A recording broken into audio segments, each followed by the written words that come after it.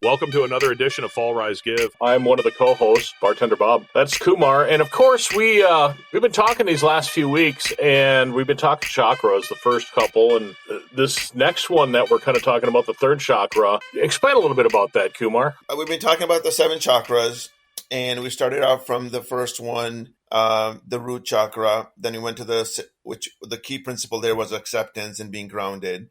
The second chakra was the sacral chakra. That's the center of creativity and desire. And the third chakra, the solar chakra, Manipura is the Hindu name, Sanskrit name for it. It means it's the solar chakra. It's the power center of our body. It's where the stomach is, and it's where we take action. It's the fire within us that allows us to take our desires and our goals and our creativity and make something happen out of it. So that's where that chakra is. But a lot of times we're blocked in that one. That's where we have a lot of problems because fear and anxiety and control and things like that get in the way of us living the life that we want to live. We get blocked and we don't take action. And so fear and anxiety is the biggest one of that. And so that's what this chakra is all about. Well, I think it's fun. It's weird that you'd say that about the fear and control and stuff, because I think a lot of us have fear, and I think a lot of the fear that we have is maybe not even dumbfounded isn't the right word, but it's unwarranted. I think that a lot of times we have fear over things that we really don't need to have fear of. You know, yeah. I think a lot of it is basically the way that we were raised. I know that. Like, I have a fear of snakes. I think we've talked about that in the past, and I hate snakes, and I have a fear of them, and I don't know why I do. I've never been bit by one. I've never, I've come in contact with them quite a few times, but not poisonous ones. And I know the ones that I have around here, most of them are non-poisonous, but I still have that fear of maybe getting bitten by a snake, or maybe getting strangled in my sleep, or something stupid that's not anything that I can ever in a million years have happened to me, but it's still that fear that's in the back of my head, So I think there's different kinds of fear, right? There's fears of snakes being bitten. I mean, you should be at some level afraid of snakes, right? When you're close by, you don't want to be bit by one. You don't know if it's poisonous or not. And then there is kind of fears of, starting a business or going to try for a goal of yours, whatever that is, if that's writing a book or, like we said, going after a new job or things like that. There's fears or going after a hike because there's too many bears on the trails, even though everybody else is on the trails. So there's healthy fears. You should be afraid of tigers in the wild. You should be afraid of snakes in the wild to a little degree, but it shouldn't stop you from hiking on a trail just because there might be snakes there, right? So fear is warranted at some level, but when fear stops you from taking action, that's rational action. That's when it gets in the way. And then anxiety is around the same kind of things. It stops you from being your best. And so that's what this chakra is all about, is getting your personal power back, getting trust back. I mean, imagine, you're going on a 2-lane highway in the middle of Wisconsin somewhere or Outer Banks of Seattle. You're trusting on the right-hand side that you're going to stay in your lane and the other person is going to stay in their lane. But you could be afraid of getting hit by a car. It's easy for one car to move over and all of a sudden you're done. But you're not afraid of that because you're used to it. So the idea of fear getting in the way of your action, that's where your body controls that. And that's where exercises and taking action, even though you have the fear, it's not that you're not going to have a fear of certain things or anxiety around certain things, but taking action is really the key. It's funny that you talk about that whole car thing. So we were a few weeks ago. We went to House on the Rock. We talked about that a couple of weeks ago during the podcast, and it's funny because we were driving down a lot of 2-lane highways, and I brought that up to Monique. I said that it's funny how we put our trust in our fellow man, that they're not going to, like you said, veer into the next lane or do something stupid that's going to put my life or her life or anybody else's life in jeopardy. But we have that, that trust that we have. And it kind of reminds me when you're talking about that. I remember when I was a little kid, I was probably 8 or 9 years old, and I remember we were on vacation. We went to Michigan, and my dad's cousin had a great boat and a cabin, and we were going to go out on this boat, but I was afraid to go on the boat, and I chickened out, and I didn't go on the boat. My little brothers went, and my parents went, and I just stayed back with one of my aunts or uncles or something, and then thinking to myself, why didn't I do that? And I had that fear of that. And I've long since overcome that fear of getting into the water and going into a boat. Because I live right on the Mississippi now, where I have the opportunity to go on boats quite a bit. But I just think about that, that unrationalized fear that I had at that time when I was a kid, and missed out on the opportunity to go out on a boat, and, to go out and have fun because I had that fear that I didn't need to have. Exactly. See, that's the thing. It's oftentimes when you're younger, you're afraid of a lot of things, and through experience, you get in your comfort zone. You get out of your comfort zone, and the comfort zone becomes bigger, and then you start to do certain things, and that's kind of what happened to you. But I think it's that false emotion that appears real, right? We've talked about that before. Fear, the acronym, false emotions that appear real. And so when it stops you from taking action, that's when it gets into the trouble. And that's where it blocks your whole body. It allows you, it gets in the way of relationships, gets in the way of work, gets in the way of fun, like in a boating trip. And so a lot of people have fear of public speaking. A lot of people have fear of, yeah, exactly. Even though you're a great public speaker and you're a speaker, you might have that trouble.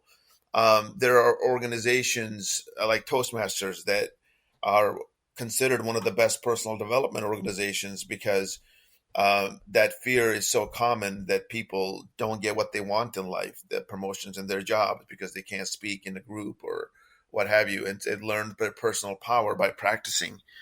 And so, it's there's different kinds of fears. Fears of trying something new, right? We get so stagnant into something. That's where the desire comes in. We talked about the writing of the desires. I wrote down my goals for the my life, my next year. We talked about that last week, writing down goals and desires and going after them.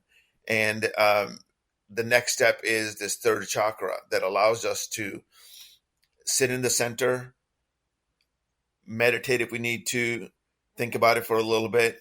But really, it's all about taking action.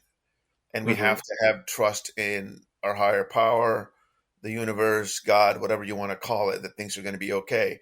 But a lot of times people don't take action. And that's clearly all the shots that you don't take, you're going to miss. So you got to take Right. 10 shots to be able to make 3 or 6 or whatever. And 3 out of the 10 shots, or a batter going up to hit a ball, he's really good if he hits 25% of the balls, right?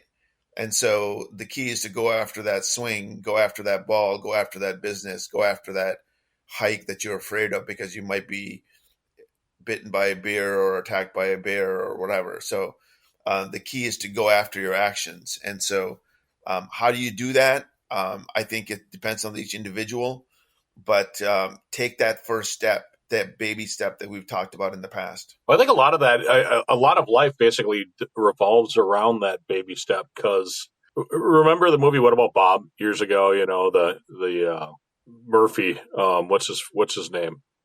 Bill Murray was Bill Murray. Yep. was the Bob character, and it's like baby steps and baby steps, and to get on the bus and off the bus and whatnot. And it really is true. I mean, if you take small steps, you're able to figure something out. I know that there's an old saying that how do you eat an elephant, and the line is one bite at a time, and that's how you basically can do anything. I mean, you just take off little chunks and chew it, and until you're able to digest, or until you're able to figure out and achieve the ultimate goal that you're trying to get to. I was stricken by, we've been on this podcast for about a year and a half now, and we took the baby step to start it. We're not at the goal that we want to be at, but I was I was listening to a podcast by Lewis Howes on the greatness, and he did his podcast for years before it took off. He tried to publish a book, and he wasn't ready at that time, and so he had to develop his platform. I talked to a guy. I listened to another podcast of a guy and he was struggling for years. He would go do these workshops, and two people would show up. I was listening to another famous author who's got 156,000 reviews on Amazon. This is a bestseller of bestsellers, books out there. Subtle Art of Not Giving a Fuck. The book that I told you about last year or a couple of years ago. Yeah. Yeah, and great book, right? 156,000 reviews, and the guy just posted on LinkedIn, Mark Manson, that it took him 8 years of struggling to develop a platform so that he could get his book published. So it takes a long time, but you got to start with the baby steps. And so the baby steps, and you got to be in it. You got to keep taking action. You got to keep getting better little by little. But it through the chakra system, your body gets stuck. That's why you got to loosen it up through meditation, through focus on the stomach, and know that this is where your body tangles it up.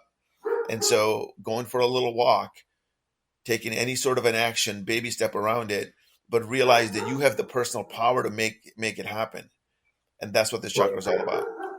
Well, I know that in the past too, in season 1 of this podcast, we talked a lot about don't quit before the magic happens. I do think that a lot of people probably do quit before the magic happens. You know, you had mentioned that some of these people are taking 8, 9 years, 8, 9, 10 years in order to have something happen. And just think if they would have quit like after year 1 or after year 2 or the week before it finally hit, and then not realizing that, well, the next week is what's going to put you over the edge or make you the person that you want to be or have the audience that you're looking to get or looking to achieve. Yeah. And also your message, right? If you're talking about a book or a music or theater or whatever, that art that you have, it takes a long time to perfect it and get better.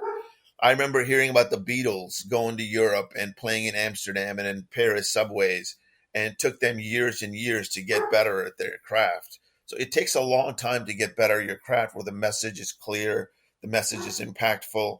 And so, but it all starts with a simple step. They started playing in subways in Paris, in Amsterdam, in all these places to get better and better.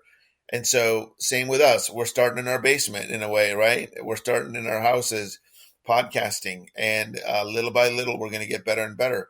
But the key is we took action, other people taking action. And in our body, the more action we take, the more energized we get. And the next chakra is going to talk about how do we sustain that energy, our heart chakra. How do we maintain that love for ourselves? How do we take compassion and go after that? But you got to take action, because without action, you're going to get stifled. Absolutely. 100% on that. I mean, a lot of times you can sit in your own little, in your own little area and say, gosh, I really would like to achieve that. I'd really like to be famous. I'd really like to be, in my case, I'd like to be the best server in the area. So, I mean, and for me to just sit there and think about that and not actually do anything about it, you're just spinning your wheels doing nothing. But once you get out there and you attempt to do something different and attempt to do something better and try to be better than the last time you were there, you're going to build up the stamina and build up the opportunity to achieve that goal that you have. If you actually take that goal, because a lot of times people say, well, I want to do this, but they don't take any action in order to try to achieve the goal that they're trying to get to. Not to veer off on the subject, but you talked about being the best that you can be. And it kind of reminded me of this thing that I read this week. We talk about Fall, Rise, Give as helping you being your true self, so you can rise after you've fallen, so you can give back and be the best and help others. Carl Jung, the famous psychologist, I read recently and I read this week, he felt the chakra system, he gave a speech on it in a couple of talks in 1932 about the chakras. And he talked about Kundalini yoga, which we talked about last week, right? Yep, we did. Kundalini yoga opens up the chakras, and we said you got to be careful. We're for beginners. We're not the experts to teach you how to do Kundalini yoga and really get you energy centers. But he talked about the psychological and the emotional aspects of the chakras.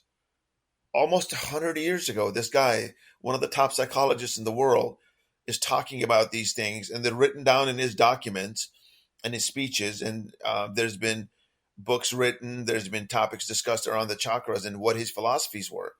But his big thing was the chakras allow you to be your true self empowered, managing your emotions, focusing on different things. So I'd like to read that in a little bit, but give me some time. What are your thoughts about that?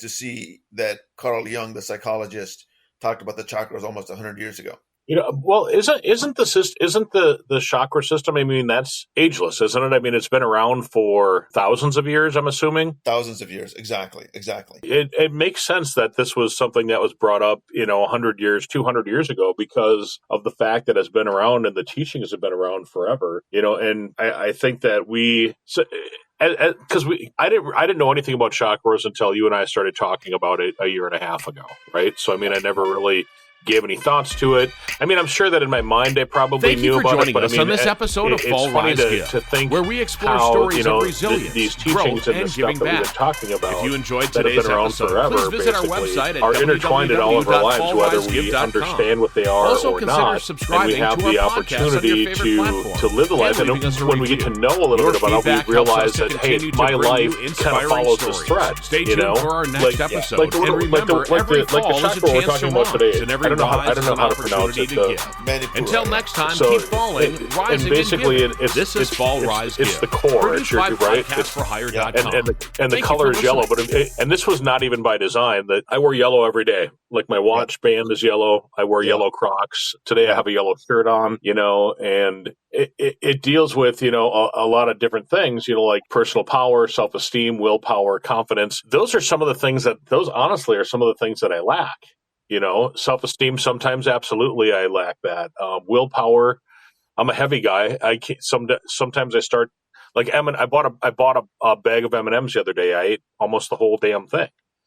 So like willpower is not there for me sometimes, but confidence, I never really had a lot of confidence, Kumar, until after I got into my career, after I got into doing the radio business. I ended up with confidence because of the fact that, you're talking on a microphone to 2 people or 1,000 people or 10,000 people. You're talking and you don't know who's there listening, and that builds up confidence. And then earlier you brought up talking in public. I hate it. I hate talking in public. I can do it. I've been told I'm pretty good at it, but my confidence level and, with something like that, I don't have a lot of confidence when it comes to speaking in public. And I think a lot of that boils down to the fact that, being a radio personality for as many years as I was, I felt like people judged me on the fact that, well, you speak for a living, you should be good at it, Yeah. And so I think that's where a lot of things fail for me, is that, the whole confidence thing and the whole self-esteem and the personal power. Those are things that I struggle with all the time, even though I feel like I'm closely related to this chakra. Yeah. But see, I'm going to question something on it. You may not have willpower against M&Ms, and most of us don't. The key is not to have the bag of M&Ms around. So, right, I'm willing to bet that 7 out of 10 people, when they see M&Ms close by, cannot put them away. Not right. So I don't think it's that willpower. You have willpower to get up in the morning every single day and be on time for your job, be on time for this podcast. You have willpower to be able to go do personal things with your partner, Monique. You have willpower to do the things that you really want to do. So you have the willpower and the confidence. You have the confidence to drive a motorcycle. A lot of people can't get on a motorcycle. And so you have confidence to try new things, even though you might fail. This podcast is one of them, right? And so we have confidence in some areas, and some other areas we may lack willpower. But the key is for us to be able to develop our identity and our ambition, and to be able to be self-controlled.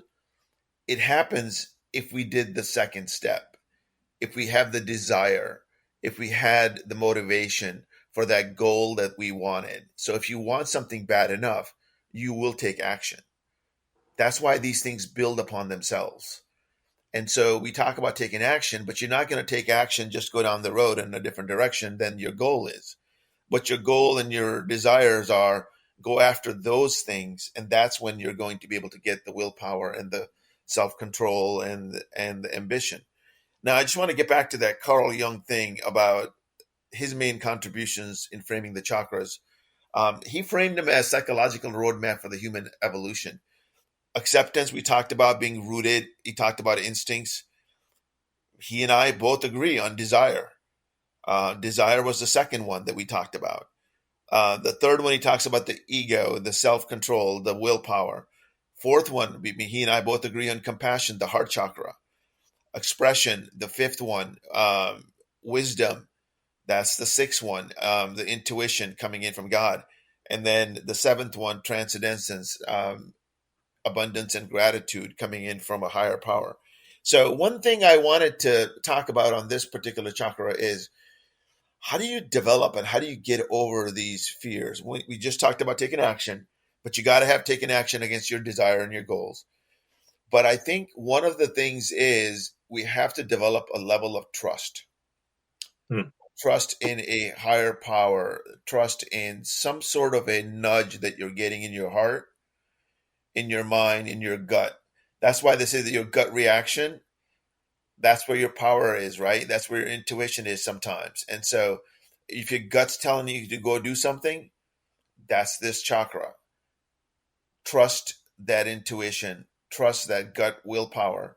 And I think trusting and getting over anxieties and fears is hard at times, but becomes easier over time. I think getting over fear is something that you can do, but it requires just doing it rather than sitting there thinking about it and not taking any action. We actually had a worldwide scare back 5 years ago with the whole COVID-19 thing, where everybody had the fear and everybody was afraid of, going outside, touching anything, doing, grocery shopping, opening up mail.